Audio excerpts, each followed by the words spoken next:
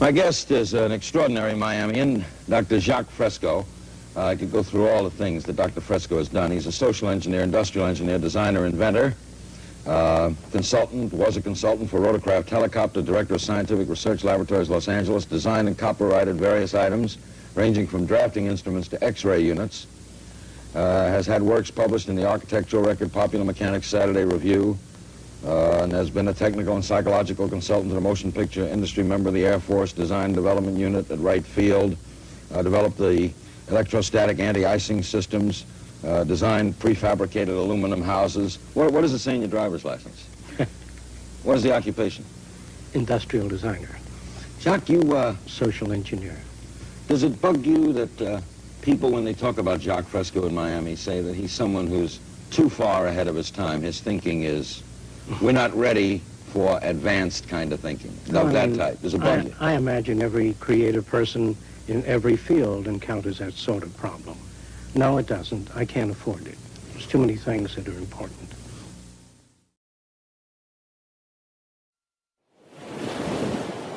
The water of the oceans of the world is almost always in motion. Hardly ever interrupted, waves break at the coastlines, sometimes strong, sometimes weaker. There is an enormous energy potential that is available round the clock and free of charge. A potential that, if fully exploited, could satisfy 40% of the worldwide demand for power.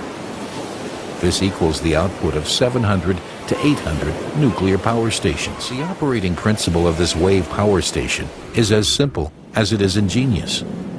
An enclosed chamber has an opening beneath sea level, which allows water to flow from the sea to the chamber and back. The water level in the chamber rises and falls with the rhythm of the waves, and air is forced forwards and backwards through the turbine, connected to an upper opening in the chamber.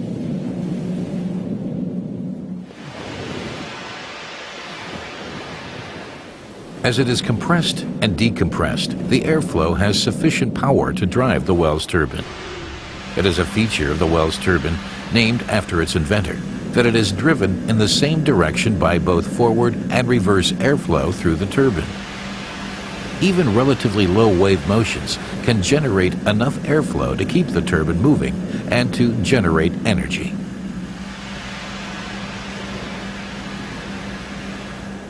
The world's first power station of this kind was put in service as early as November 2000 on the Scottish island of Islay, and has been feeding power to the grid ever since. Sea creatures are inspiring the latest devices that harness wave power.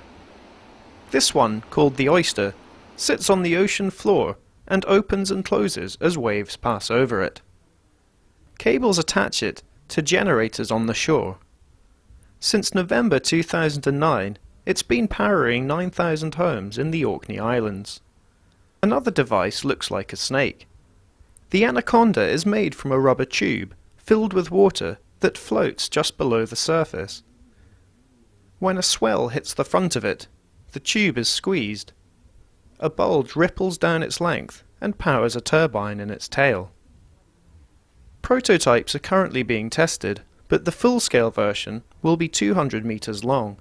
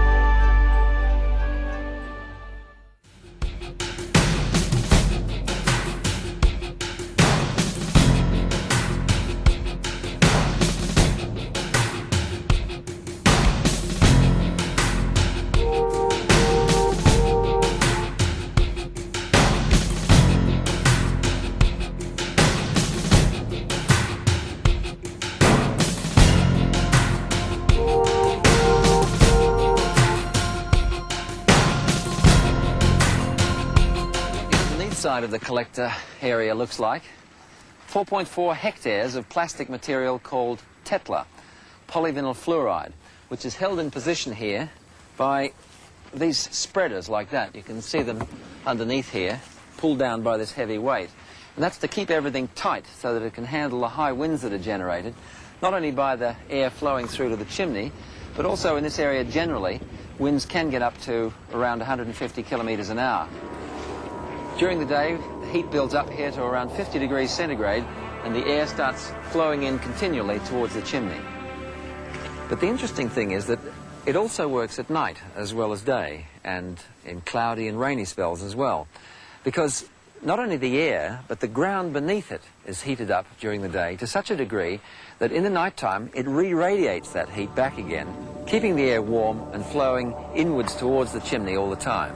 Instead of a desert developing underneath this collecting area because of the high temperatures here, they got instead quite luxuriant plant growth underneath because of the greenhouse effect, which produced large quantities of condensation during the night. Well, this is the funnel, as it's known, and it's not much more really than two curved capes made of a polymer-coated fabric, which gives a smooth transition for the air that's coming in from the collecting area outside and going up into the chimney above me here, where you can just see the blades of the turbine turning slowly around. Well, it's switched off at the moment because they're making some adjustments.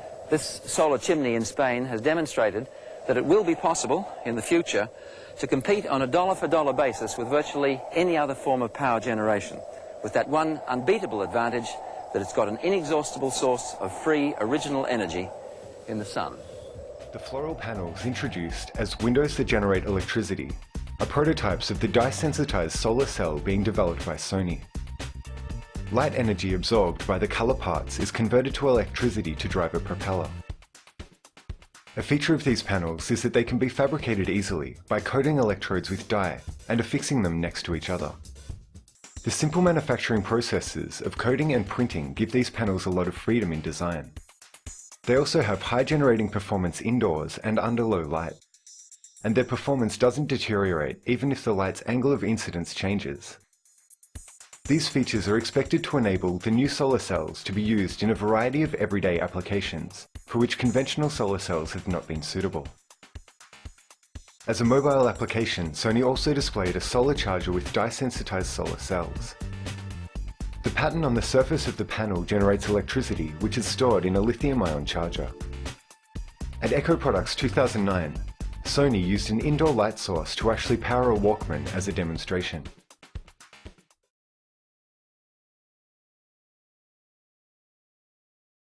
The natural heat of the Earth creates geothermal resources. This heat comes from molten rock called magma, located at the Earth's core, deep below the geothermal resource. Over thousands of years, rainwater seeps through cracks in the Earth's surface and collects in underground reservoirs. The magma heats the water until it becomes a superheated fluid. To reach the superheated fluid, wells are drilled 5,000 to 10,000 feet below the surface of the Earth. These wells, called production wells, bring the superheated fluid to the Earth's surface, where it can be used to generate electricity for homes and businesses.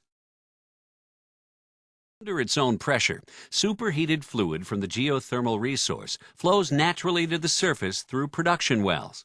As the liquid flows toward the surface, the pressure decreases, causing a small portion of the fluid still within the well to separate or flash into steam. At the surface, the superheated fluid and steam mixture flows through surface pipelines and into a wellhead separator. Inside the separator, the pressure of the superheated fluid is reduced. This causes a large amount of the superheated fluid to rapidly vaporize and flash into high-pressure steam.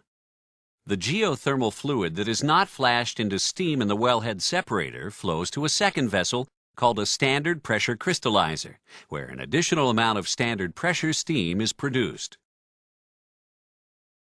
The flash process continues in the low-pressure crystallizer.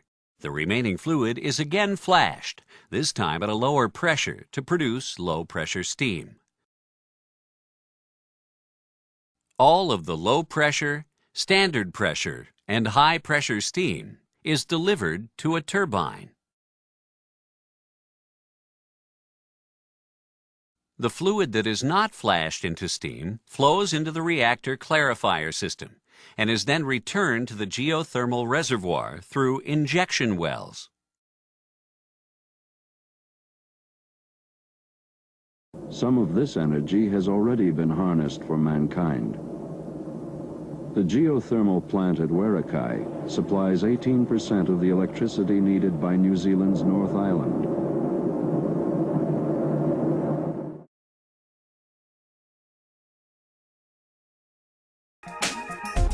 Maglev Wind Turbine Technologies Incorporated has now made the quantum leaps in wind power harnessing innovation that will replace wind farms currently requiring tens of thousands of acres. Maglev Wind Turbine Technologies inventor Ed Measure has created this industry-evolving sail-fin generator, which replaces 1,000 inefficient propeller towers, producing up to 2 gigawatts of renewable power on less than 100 acres with minimal environmental impact. This is because Maglev Wind Turbine requires no input power source. It rides on a frictionless earth magnet base and frictionless gears, requiring minimal maintenance. With on-site power storage and conversion, Maglev Wind Turbine is grid-ready and self-sufficient.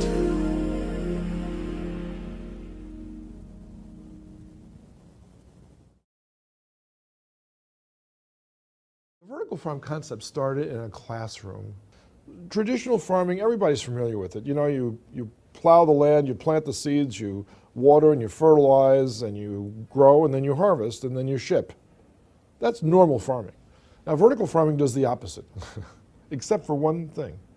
Vertical farms still make your food, but they employ closed-loop agricultural technologies. That means all the water is recycled, all the nutrients are recycled, and the only thing that actually leaves the building is the produce.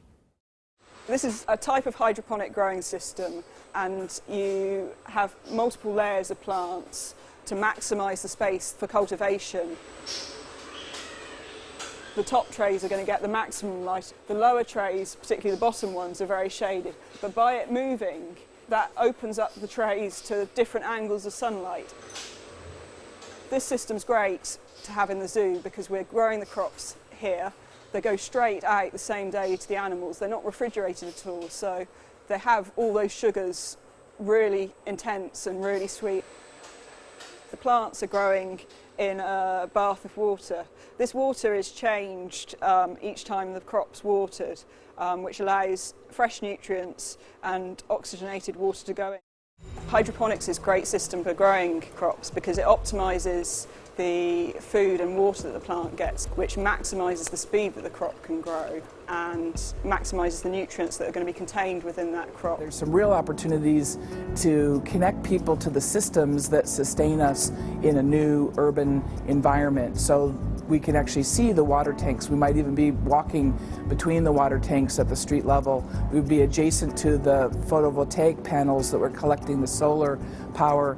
We'd be walking past the restaurant that was serving the food from the roofs above. So there's a lot of opportunities to connect people with these food systems and these ecological systems that are part of the new city topology. We imagined a new place in town. A place where healthy food is produced, where research to guarantee food security is carried out, where you may learn